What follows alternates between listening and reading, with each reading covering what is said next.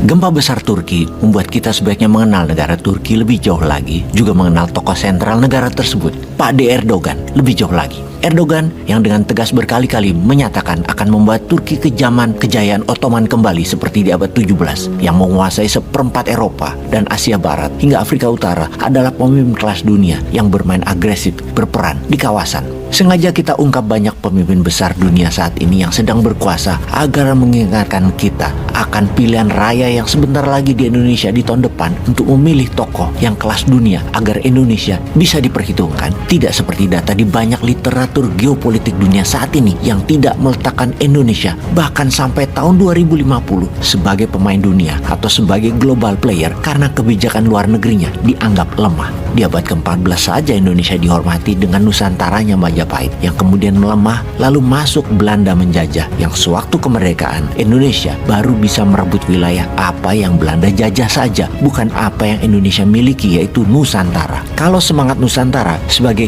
visi bernegara, maka Malaysia, Singapura, Brunei, Selatan Filipina, Timur adalah wilayah Indonesia. Sama seperti semangat Erdogan yang akan mengembalikan kejayaan Ottoman, di mana Suriah, Yunani adalah wilayah asli mereka. Juga ketika Great Rusia di bawah Tsar Rusia, maka sampai Polandia wilayahnya. Ukraina adalah wilayah di bawah Kekaisaran Rusia. Kita kembali ke Turki agar menginspirasi kaum muda bahwa Nusantara wilayah kekuasaannya lebih luas dari Indonesia. Mengingatkan kita adalah sebuah negara besar yang dihormati, bukan seperti era reformasi ini yang harusnya sudah selesai. Kita kurang dihormati. Kembali ke Turki, pada tanggal 13 November 2022 kemarin, bom besar menewaskan 8 warga sipil dan mencederai 80 warga di Istanbul, kota terbesar di Turki. Peristiwa tersebut merupakan pancingan termurka seorang Erdogan.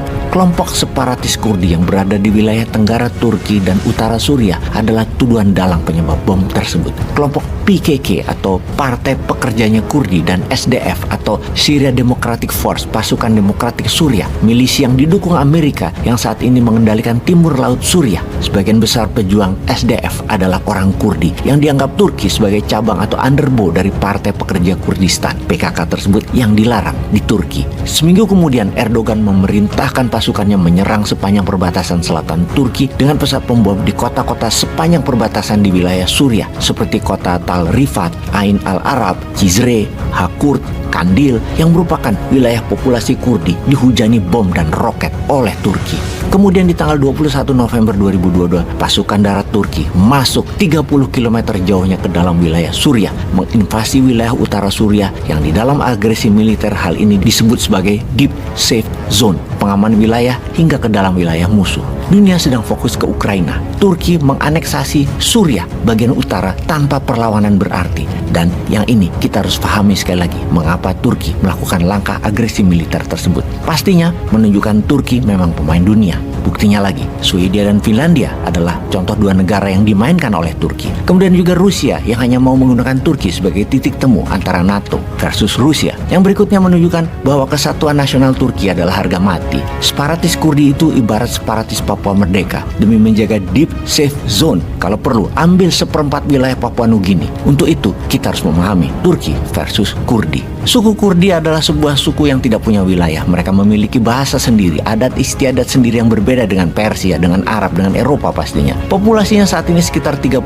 jutaan warga Kurdi berada di 4 negara. Wilayah Turki yang terbesar sekitar 15 juta penduduk, yaitu di sisi tenggara Turki, kemudian sisi utara dan timur Suriah, juga barat Iran dan utara Irak. Suku Kurdi ini diperangi 4 negara tersebut ketika ingin merdeka. 15 juta populasi Kurdi menempati 1/5 wilayah Turki. Sisanya yang 15 jutaan berada di 3 wilayah negara, Suriah, Irak, dan Iran. Semua ini membuat suku Kurdi adalah suku terbesar di dunia yang tidak punya negara. Mereka sejak ratusan tahun ingin membentuk negara Kurdistan. Namun Kurdi yang diperangi dengan brutal oleh Iran dan Irak misalnya, yang melarang bahasa Kurdi dipakai atau dihukum, Kurdi tetap bertahan dengan siksaan berat hingga saat ini. Saat ini kekuatan Kurdi ada di wilayah Suriah sisi timur laut dan utara Nusantara. Mereka merapat dengan ISIS dan mendapatkan senjata dari Amerika. Di mana kekuatan militernya menguat, diperkirakan mereka akan meluaskan wilayahnya ke Turki, Irak, dan Iran. Dan kalau hal ini terjadi, maka Turki akan kehilangan penduduk. Wilayahnya seperlimanya akan hilang.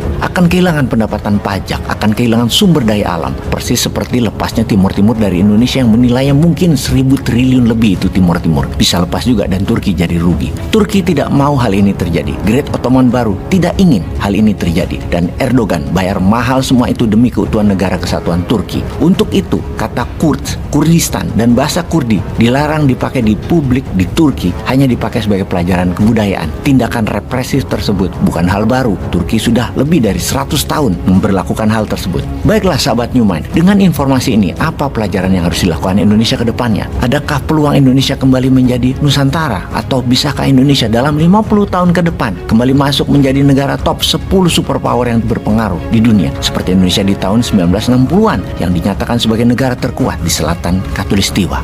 Peace.